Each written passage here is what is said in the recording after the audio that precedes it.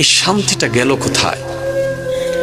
কোথায় আছে এই শান্তিটা, যে শান্তির তালাচে প্রত্যেকটা পুরুষ নারী তৃষ্ণার্ত নয়নে তাকিয়ে আছে? এই শান্তিটা কোথায়? শান্তি কোথায়? শান্তি কোথায়? শান্তি লাস্ট কবে কয়জন মন থেকে হাসতে পারছি? কয়জন ভিতর থেকে শান্তিতে আছে? বলেন না। প্রিয় মানুষের সামনে বসে কয়জন একটু শান্তিতে নিঃশ্বাস নিয়েছি? সারা দুনিয়া ঘুরে ঘরে এসে কয়জন শান্তিতে পাইছে? আপনি সারা পৃথিবী শান্তি পেয়ে যদি ঘরে এসে শান্তি না পান, এবার প্রত্যেকটা মানুষের এই একটা আফসোস, আশা করি আপনারা আমার সাথে একমত হবেন। আমি সারাদিন বাহিরে দৌড়াই, দিন রাত আমি পরিশ্রম করি, মাথার ঘাম আমি পায়ে ফেলি, 2টা টাকা কিভাবে বেশি ইনকাম করা যায় সেটা চিন্তা করি, শুধু নিজের জন্য নয়, তোমাদের জন্য। অনেক প্রবাসী ভাইয়েরা আছেন দুপুরবেলা ভাত খায় না, ভাতের টাকাটা রেখে দেয় পরিবারকে পাঠানোর জন্য। অনেক ভাইয়েরা আছেন ভাত না খেয়ে কোন রকম একটা বন একটু পানি দিয়ে পেটটাকে লোড করে আবার কাজের মধ্যে লেগে যায়। ওই বাবাকে প্রশ্ন করেন, ওই ভাইকে প্রশ্ন করেন, কেন এত ওভার পরিশ্রম করছেন? প্রত্যেকটা পুরুষ উত্তর দিবে, আমার জন্য নয়, আমার একজনের পরিশ্রমে যে 5 জনের পেট ভরছে তাদের জন্য। আমার একজনের ত্যাগের কারণে 5 জন যে শান্তিতে ঘুমানোর চেষ্টা আমি তাদের জন্য করছি। আমি একজন রোদে শুকাই বৃষ্টিতে ভিজি এই কারণে, যাতে 5 জনের মাথার উপর একটা ছাদ দিতে পারি, শক্ত ছাদ। আমি একজন পরিশ্রম করি, আমার শরীর, আমিও তো একটা মানুষ, আমারও তো শরীরের একটা রথের পাওয়ার আছে, একটা লিমিটেশন আছে। 3 বস্তার উপর তো 4 বস্তা আমি আলগাতে পারি না। কিন্তু মহাজন বলেছে যে যত বস্তা নিয়ে যেতে পারবে তার ইনকামও তত বেশি। ওই দিন থেকে আমি 3-এর জায়গায় 4 নেওয়া শুরু করেছি। ওই লোডটা আমার কাঁধে হয়ে, কোমর হয়ে, পায়ে পড়তেছে। আমি জানি আমার ডিউ কমে যাবে, তারপর আমি সব ত্যাগ দিচ্ছি শুধু পরিবারের মুখে একটু হাসি ফুটানোর জন্য। সে মানুষটা যখন প্রবাস থেকে আসে, সারা দিন বাহিরে দৌড়ায় আসে, ভিন্ন জায়গা থেকে কাজ করে ঘরে এসে যখন 2 মুঠো ভাত খেতে চায়, সেখানেও দেখা যায় এই জামিলা, ওই জামিলা, এর এই দোষ, ওর ওই দোষ, এর নামে বিচার, ওর নামে বিচার। শেষ পর্যন্ত ওই পুরুষ বলতে বাধ্য হয়, বাহিরেও শান্তি নাই, ঘরেও শান্তি নাই।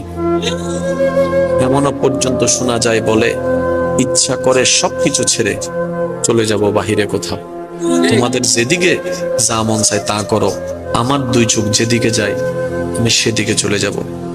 কেন বলছে? শুধু একটু অশান্তির কারণে, শান্তি না পাওয়ার কারণে। এই শান্তিটা গেল কোথায়? কোথায় আছে এই শান্তিটা, যে শান্তির তালাচে প্রত্যেকটা পুরুষ নারী তৃষ্ণার্ত নয়নে তাকিয়ে আছে? এই শান্তিটা কোথায়? শান্তি কোথায়? শান্তি কোথায়? শান্তি। রব ডাক দিয়ে বলে, বান্দা পেরেশান কেন তুমি? বান্দা বলে, মওলা শান্তি নাই। খাওয়াই যারে সেই পরে বদনাম করে, যাকে গর্ত থেকে তুলি সেই উল্টাই গর্তে ফেলে।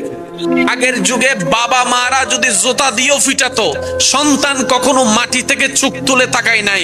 আর এখন 1টা থেকে 2টা কথা হলেই সন্তান রাগ করে খাবার বন্ধ করে দিচ্ছে, ঘর থেকে বের হয়ে যাচ্ছে, আবার অতিমাত্রায় আবেগী হয়ে অনেকে সুইসাইড পর্যন্ত করে ফেলতেছে।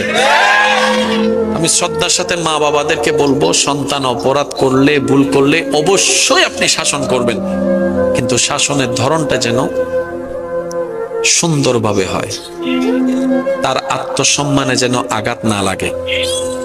আত্মীয় স্বজনের সামনে তাকে তুলনা দিয়ে বিবেচনা কইরেন না, তাকে তার সম্মানটা দিন। আপনার সন্তান যতই খারাপ হোক আপনি বিচার করবেন, এমন কোনো কথা বলবেন না, এমন কোনো রাস্তা করবেন না যেন বাহিরের মানুষ এসে আপনার সন্তানকে টানা দেয়, আপনার সন্তানকে ইনসাল্ট করে, আপনার সন্তানকে আন্ডার এস্টিমেট করে। এই সুযোগ দিয়েন না। তাহলে হবে কি, ওই সন্তানের অন্তর থেকে অটোমেটিক মা বাবার প্রতি শ্রদ্ধা উঠে যাবে। কেন যাবে?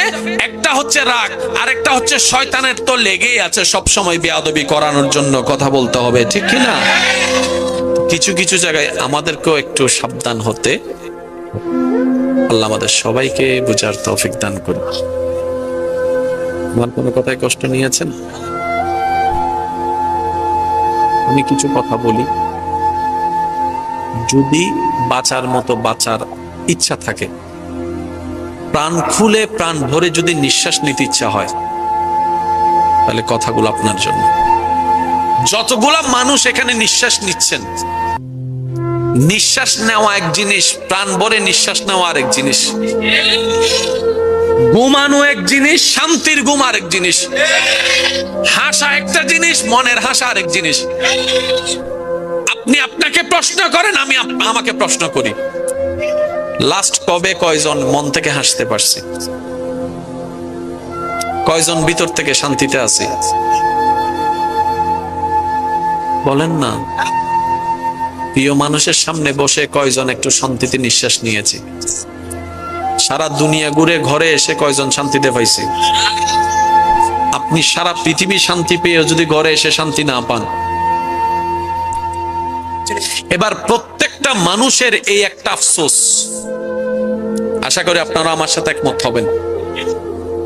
আমি সারাদিন বাহিরে দৌড়াই, দিন রাত আমি পরিশ্রম করি, মাথার ঘাম আমি পায়ে ফেলি, 2টা টাকা কিভাবে বেশি ইনকাম করা যায় সেটা চিন্তা করি, শুধু নিজের জন্য নয়, তোমাদের জন্য।